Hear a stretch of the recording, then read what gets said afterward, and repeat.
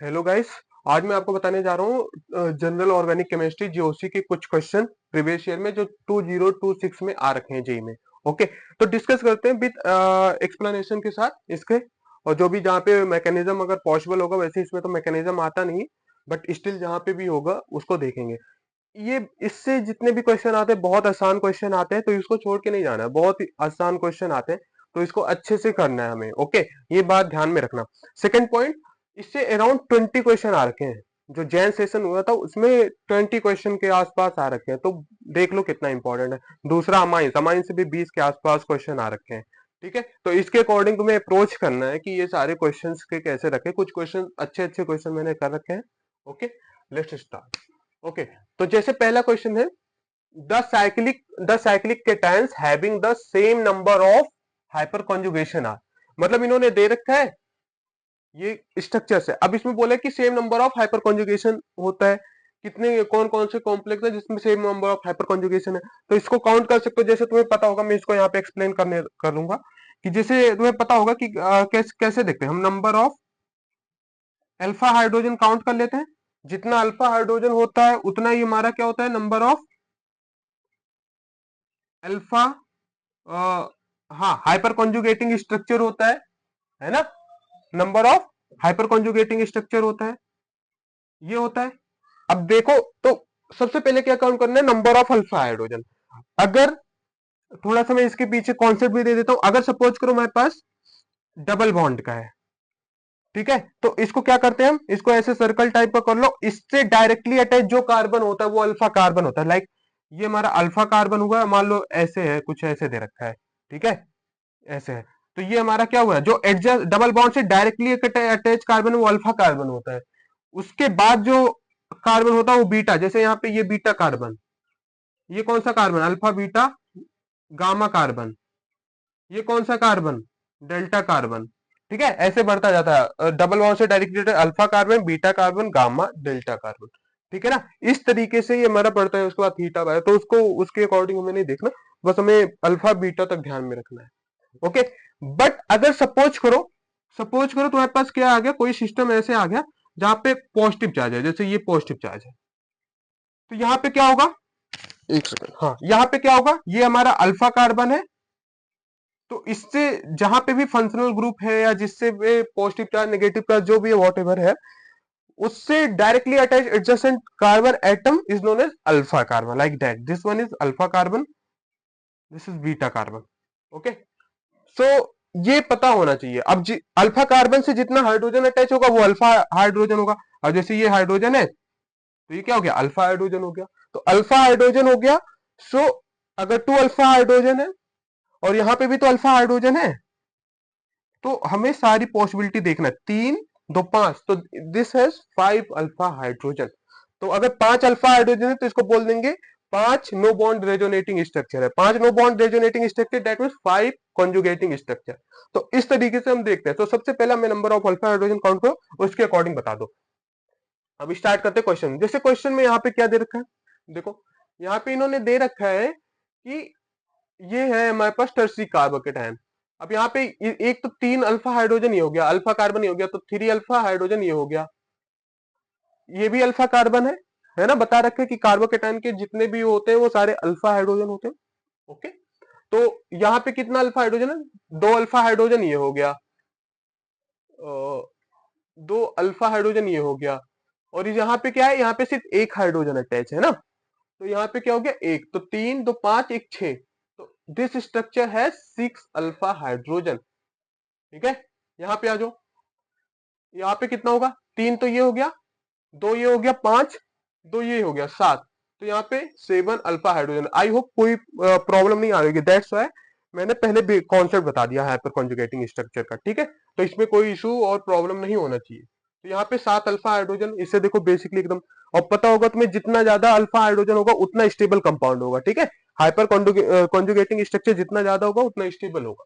यहाँ पे आओ, यहाँ पे देखो, 2 अल्फा हाइड्रोजन ये हो गया, ठीक है, 2 ये हो गया, 2 ये हो गया, 2 ये हो गया। तो that mean 6 alpha hydrogen, 6 alpha hydrogen यहाँ पे हो गया। यहाँ पे देखो, यहाँ पे कितना है, ये अल्फा हाइड्रोजन है, 2 2 4, और यहाँ पे क्या है, एक अल्फा हाइड्रोजन। 5, तो यहाँ पे कितना है 5 अल्फा हाइड्रोजन है।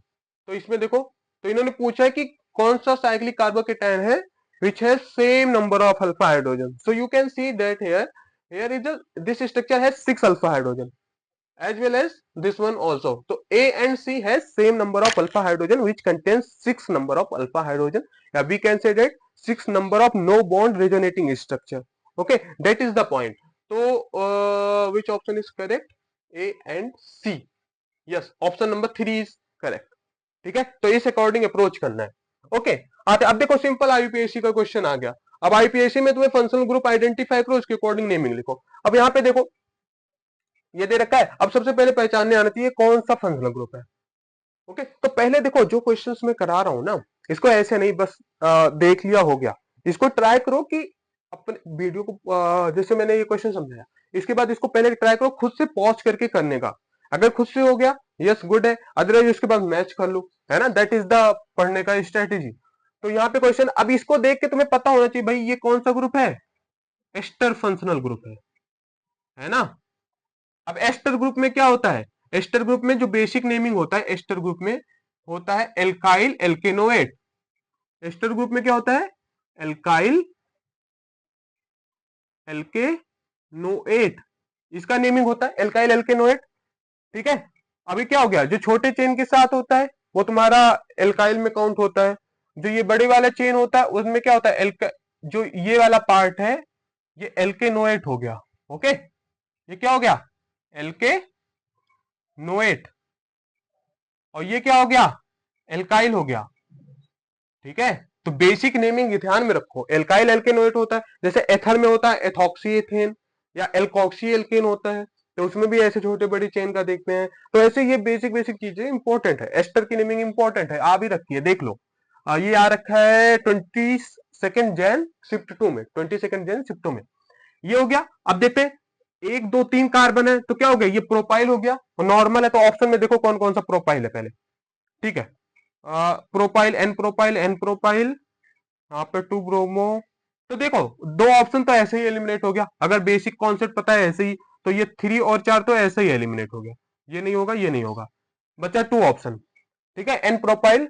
अब देखो नंबरिंग, नंबरिंग इंपॉर्टेंट है। अब नंबरिंग कहां से करोगे, जो ये ऑक्सीजन ग्रुप है, ये यहाँ पे थोड़ा घोच मोच हो गया बट ट्राई करो समझ, जो ये ऑक्सीजन है इससे डायरेक्टली अटैच जो कार्बन है ना इसको नंबर 1 देते हैं। ओके, ये 2 हो गया, ये 3 हो गया, 4 हो गया, 5 हो गया, 6 कर दे या ऊपर, भाई जरूरी नहीं है कि स्ट्रेट चेन ही हो ना।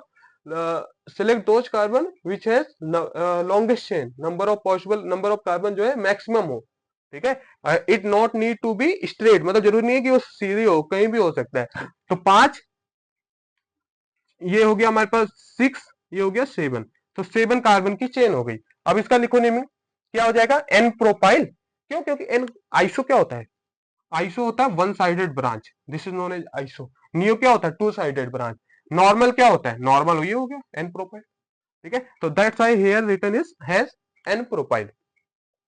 एन प्रोपाइल क्या होगा, 2 पे ब्रोमो है, 2 ब्रोमो, देखो पहला ऑप्शन ऐसे ही दिख गया 2 ब्रोमो, है ना। बहुत लोग मिस्टेक करते हैं, इस कार्बन को काउंट ही नहीं करते हैं ना, दैट इज द पॉइंट, यहाँ पे ध्यान में रखना है। 2 ब्रोमो, और क्या होगा 5 पे क्या है methyl, N propyl 2 bromo 5 methyl heptanoate, 7 carbon है तो हेप्टेनोएट, मैंने बोला था एल्काइल एल्केनोएट, तो एल्काइल क्या हो गया, N alkyl N propyl 2 bromo 5 methyl heptanoate, तो option number 1 is the correct. तो इसके अकॉर्डिंग ऐसे हमें आंसर लिखना है। ओके, एक सेकंड में देख लू रिकॉर्ड हो रहा है या नहीं, यस हो रहा है। हाँ, आगे मूव करते हैं। तो अब इसमें यहाँ पे हो गया, अब मूव करते हैं नेक्स्ट क्वेश्चन पे, जो कि है 21 जैन शिफ्ट 1 में। ठीक है, बोलते हैं 21 जैन शिफ्ट 1 वाला थोड़ा सा डिफिकल्ट पेपर था, है ना। Let's start. अब जैसे आया from the following following the least stable structure. अब इसमें स्ट्रक्चर दे रखा है, अब इसमें बताना लीस्ट स्टेबल स्ट्रक्चर क्या है। अभी मुझे नहीं लगता इस बेसिक बेसिक कॉन्सेप्ट में प्रॉब्लम आ रही होगी। देखो स्टार्ट करते हैं। तो यहाँ पे देखो, पहले तो बहुत सारे फैक्टर्स हैं इसके, कि नंबर ऑफ कोवेलेंट बॉन्ड ज्यादा होना चाहिए, नंबर ऑफ रेजोनेटिंग स्ट्रक्चर ज्यादा होना चाहिए ना, उनका कंट्रीब्यूशन ज्यादा होना चाहिए, ये सारे फैक्टर्स हैं, मैं इसको बहुत ज्यादा एक्सप्लेन नहीं करने जा रहा, बट आते हैं हम अपने क्वेश्चन पे। तो देखो यहाँ पे क्या है, प्लस माइनस, उसके बाद ये कॉन्जुगेशन में भी है ना, कॉन्जुगेशन में है या नहीं, माइनस प्लस ये इधर आएगा, ये इधर आएगा, यस ये कॉन्जुगेशन में यहाँ तक है ना, ये यहाँ आ सकता है, ये यहाँ पे आ सकता है, देन ये यहाँ पे आ सकता है, तो कॉन्जुगेशन में है, यस है। तो ये स्टेबलाइज थोड़ा बहुत करेगा, इधर आओ, यहाँ पे देखो, ये यहाँ पे आ सकता है, ये यहाँ पे आ सकता है, ये भी कॉन्जुगेशन में है, यस, तो स्टेबल है। देखते हैं, इधर आओ, यहाँ पे ये यहाँ पे आ सकता है और ये यहाँ पे आ सकता है, यस ये भी कॉन्जुगेशन में है। यहाँ पे आओ, ये यहाँ पे आ सकता है, यहाँ पे तो है ही नहीं, ये कॉन्जुगेशन में नहीं है, ये यहाँ यहाँ तो इधर है। बट अब देखो, एक चीज देख के पता होना चाहिए, प्लस प्लस चार्ज एक साथ आ गए तो पहले से रिपल्सन हो जाएगा, बहुत ज्यादा इलेक्ट्रोस्टैटिक रिपल्सन होगा, सो डेट ये तो ऐसे ही एलिमिनेट हो गया, ये ऑप्शन नहीं होना है ना, प्लस प्लस चार्ज एक साथ आ गया तो ये होना ही नहीं है, ये स्टेबल अनस्टेबल है, तो ऑप्शन नंबर 4 ऐसे ही देख के पता हो जाना चाहिए, ठीक है ना, ये सिंपल सा क्वेश्चन है। ओके, अभी स्टार्ट करते हैं, ये 28 जैन शिफ्ट 1 में आ रखा है, करेक्ट ऑर्डर ऑफ स्टेबिलिटी, तीन कंपाउंड दे रखा है, एक हमें दे रखा है CH2 double bond CH minus, ऐसे ये CH3 CH2 minus CH triple bond C minus, ये दे रखा है, ठीक है। अब एक तरीके से अगर तुम इसका देखो तो ये क्या रहा होगा, ये बेसिकली रहा होगा CH ट्रिपल बॉन्ड CH, ये रहा होगा यहाँ पे, ये क्या रहा होगा CH triple CH3 CH3 ethane रहा होगा, ये क्या रहा होगा ethene, CH2 double bond CH2, ये रहा होगा। अब अगर तुम इसका हाइब्रिडाइजेशन देखो तो इसका स्टेबिलिटी बताना, तो इसकी स्टेबिलिटी पे किस पे फैक्टर करता है, बेसिकली कि जो भी हमारे पास इलेक्ट्रोनेगेटिव एलिमेंट है वो इलेक्ट्रोनेगेटिव नेगेटिव एटम पे ज्यादा स्टेबल करेगा, है ना। अब देखो जैसे यहाँ पे इसका हाइब्रिडाइजेशन देखो, इसका हाइब्रिडाइजेशन क्या है, इसका हाइब्रिडाइजेशन है sp, दोनों कार्बन का, यहाँ पे क्या है sp3, यहाँ पे क्या है sp2, ठीक है। अब बोलोगे भैया हाइब्रिडाइजेशन से क्या मतलब है, एक्चुअलिटी में क्या है, यहाँ पे जब देखो हमारे पास ये क्या है, न्यूक्लियस है, इसके सराउंडिंग में क्या होता है, ये s ऑर्बिटल है, ये क्या है p ऑर्बिटल, ठीक है, sp, ऐसे आओगे, एक सेकंड, ठीक है, s ऑर्बिटल p ऑर्बिटल, ऐसे यहाँ पे आओगे, ये हमारे पास d ऑर्बिटल होता है, ऐसे होता है ना sp_d, तो न्यूक्लियस के सबसे क्लोज में क्या है s, है ना, तो दैट मीन्स अगर sp_d_f में कंपेयर करोगे तो जो न्यूक्लियस के पास में है तो दैट मीन्स वहां पे अट्रैक्शन ज्यादा है, जब वहां पे अट्रैक्शन ज्यादा है दैट मीन्स वो s वाला ज्यादा इलेक्ट्रोनेगेटिव है as compare to other one, comparatively बोल रहा हूँ, ऐसे नहीं कि भाई s को इलेक्ट्रोनेगेटिव बोल दो, समझ में आया कि नहीं आया, तो ये ज्यादा इलेक्ट्रोनेगेटिव है, तो यहाँ पे है, अब जिसके पास परसेंटेज ऑफ एस कैरेक्टर ज्यादा होगा वो उतना इलेक्ट्रोनेगेटिव होगा, ठीक है, इस टाइप के कंपाउंड में ऐसे बोलते हैं, ऐसा नहीं है कि हर जगह तुम्हें इलेक्ट्रोनेगेटिव एलिमेंट ही दिखेगा, हाइब्रिडाइजेशन से यू कैन ऑल्सो डेल की कौन सा इलेक्ट्रोनेगेटिव है कौन सा कम है। अब एसपी है तो एसपी में परसेंटेज ऑफ एस कैरेक्टर कितना है, 50% है, निकालना तो आता ही होगा, इसमें कोई दिक्कत नहीं है, 50% है, इसमें कितना है sp3 में 33% है परसेंटेज ऑफ एस कैरेक्टर, यहाँ पे कितना है भाई, यहाँ पे जब काउंट करोगे तो, है ना, सॉरी यहाँ पे sp3 में 25% है, चार है ना, सो को डिवाइड करोगे 25%, यहाँ पे क्या है 33% परसेंटेज ऑफ एस कैरेक्टर, तो ये ज्यादा इलेक्ट्रोनेगेटिव है, जब ये ज्यादा इलेक्ट्रोनेगेटिव है एसपी हाइब्रिडाइजेशन, सो वहां पे इलेक्ट्रोनेगेटिव चार्ज थोड़ा सा स्टेबलाइज होगा एज कंपेयर टू अदर, ठीक है। तो तो देखो अब सबसे ज्यादा स्टेबिलिटी ऑर्डर में हमें करना है, तो यहाँ पे सबसे ज्यादा कौन सा होगा भाई स्टेबल, ये वाला होगा, ट्रिपल बॉन्ड वाला sp हाइब्रिडाइजेशन, अब दोनों में दे रखा है तो इसके बाद क्या आएगा एल्कीन का आएगा, देन एल्केन, तो option number 2 is the correct, ठीक है। तो बेसिक कॉन्सेप्ट था इसीलिए मैंने कॉन्सेप्ट भी एक्सप्लेन कर लिया, इसको इसके अकॉर्डिंग करना है। यहाँ पे आओ, क्वेश्चन ये 24 जैन में आ रखा है, ठीक है, आई आई होप शिफ्ट 2 में आया है।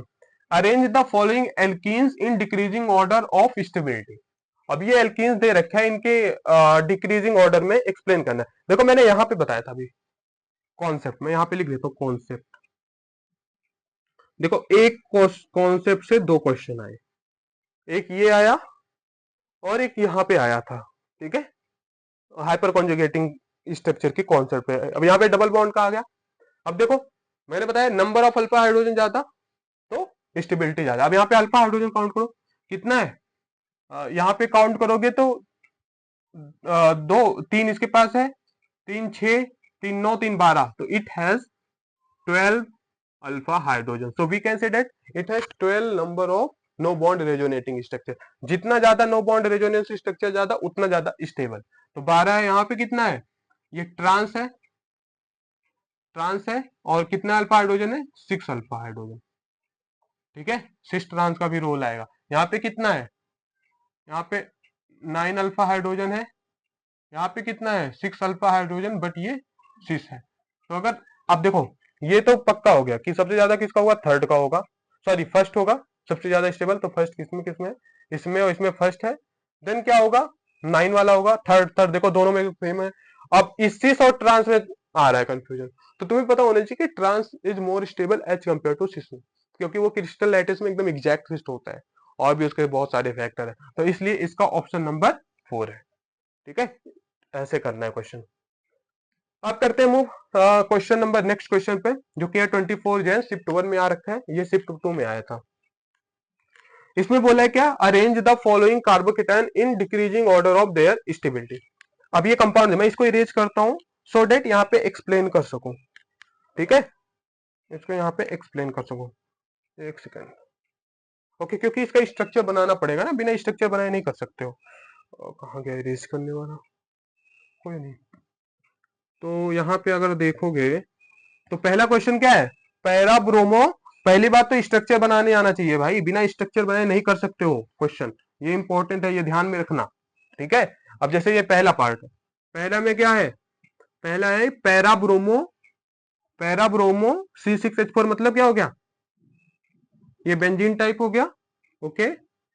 और क्या है, पैरा पे ब्रोमो है और CH2 माइनस है, ये है। तो देखो अभी यहाँ पे क्या दे दिया, थोड़ा ऐसा क्वेश्चन दे दिया, इसको डायरेक्ट स्ट्रक्चर बना के नहीं दिया, तो स्ट्रक्चर में कन्वर्ट करना पड़ेगा, तो ज्यादा इजी होगा समझने में। सेकंड क्या है, C6H5, C6H5 हो गया, यहाँ पे CH2 माइनस है। थर्ड क्या है, थर्ड है पैरा पे मिथॉक्सी है,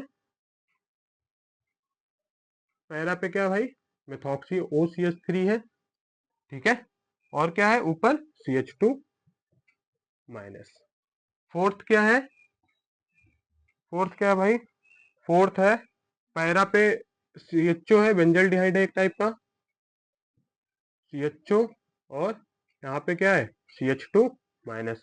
और फिफ्थ क्या है, फिफ्थ पे पैरा पे मेथाइल है, पैरा पे क्या है, मेथाइल है, Me है, और यहाँ पे क्या है CH2 माइनस। तो मैंने सबका स्ट्रक्चर कन्वर्ट कर दिया। अब इसमें देखो, इसमें डिसाइडिंग फैक्टर क्या है, सबसे अच्छा देखो, कभी भी स्टेबिलिटी ऑर्डर आए ना, स्टेबिलिटी ऑर्डर से जो भी क्वेश्चन होता है जनरली रिलेटेड होता है किससे, स्टेबिलिटी से जो भी रिलेटेड होता है वो इलेक्ट्रॉनिक फैक्टर जो होते हैं वो उसको मतलब स्टेबिलिटी ऑर्डर कंपेयर करते हैं। तो इसमें इलेक्ट्रॉनिक फैक्टर में क्या है, inductive effect, hyperconjugation structure, resonance, no bond resonating structure, ये सारे हमें वहां पे इलेक्ट्रॉनिक फैक्टर आता है। तो यहाँ पे ऊपर तो कॉमन है, तो ऊपर वाली चीज से हमारा यहाँ पे वो नहीं हो सकता रिलेटेबल, मतलब उससे नहीं कंपेयर कर सकते, तो जो नीचे वाला फैक्टर है वो रिलेट करेगा। अब यहाँ पे नेगेटिव चार्ज है, अब नेगेटिव चार्ज को, जो जितना नेगेटिव चार्ज को कम करेगा वो उतना अच्छा स्टेबल होगा। तो जो भी इलेक्ट्रॉन विड्रॉइंग ग्रुप होगा वो क्या करता है, इलेक्ट्रॉन डेंसिटी विड्रॉ करता है, तो इलेक्ट्रॉन डेंसिटी विड्रॉ करेगा तो क्या होगा, वो स्टेबिलिटी इंक्रीज होते जाएगा, है ना, जिसे ध्यान में रखना है। अब यहाँ पे देखो कौन कौन सा पहले विड्रॉइंग है, देखो ये है CHO है, ये क्या है, ये है इलेक्ट्रॉन विड्रॉइंग ग्रुप। मिथाइल क्या है, एक तरीके से डोनेटिंग है, ठीक है, मिथाइल का एक तरीके से डोनेटिंग है, यहाँ पे डोनेटिंग है बट प्लस आई इफेक्ट से है, और इसका हाइपर कॉन्जुगेटिंग स्ट्रक्चर भी बनता है, याद रखना भाई, इसको हाइपर कॉन्जुगेशन में नहीं काउंट करते लोग, ये भी ये डोनेटिंग ग्रुप है, इलेक्ट्रॉन डोनेटिंग ग्रुप है। यहाँ पे तो नॉर्मल है, ये क्या है, यहाँ पे ये तो है डोनेटिंग, यहाँ पे प्लस एम के थ्रू वो करेगा, बट यहाँ पे ना आई डोमिनेट करता है, इंडक्टिव इफेक्ट डोमिनेट करता है, तो एक तरीके से डोनेटिंग डोनेटिंग और विड्रॉइंग। तो देखो अब सबसे ज्यादा जो स्टेबलाइज होगा, क्योंकि ये वाला एल्डिहाइड वाला, क्योंकि ये डोनेट कर रहा है, विड्रॉ कर रहा है इलेक्ट्रॉन डेंसिटी, तो सबसे ज्यादा किसके थ्रू कर रहा है, माइनस एम के थ्रू। ठीक है, तो सबसे ज्यादा स्टेबल जो होगा वो क्या होगा, 4 वाला। तो देखो 4 4 कौन कौन से ऑप्शन है, एक इसमें 4 पहले, एक इसमें है, दो ऑप्शन ऐसे एलिमिनेट हो गया। देन आफ्टर क्या होगा, अब यहाँ पे क्या है, इसके बाद ये डोनेट कर रहा है, ये भी थोड़ा बहुत डोनेट कर रहा है, तो नॉर्मल है। ये बी आर, अब बी आर में तुम्हें पता है ना माइनस आई इफेक्ट ज्यादा डोमिनेट करता है कंपेयर टू नॉर्मल वन, तो बी आर वाला होगा, ये विड्रॉ करेगा। तो यहाँ पे इसके बाद फर्स्ट, यहाँ पे देखो यही हो गया, तो ये होगा, देन फॉलोड बाय ये सेकेंड वन, इसके बाद ये फिफ्थ होगा, देन ये होगा, ये सबसे लास्ट में होगा। क्यों, क्योंकि इलेक्ट्रॉन डेंसिटी डोनेट कर रहा है, एक तो नेगेटिव चार्ज पहले से है, ऊपर से इलेक्ट्रॉन डेंसिटी डोनेट कर रहे हो, तो रिपल्सन और बढ़ेगा, रिपल्सन बढ़ेगा तो स्टेबिलिटी डिक्रीज होगा।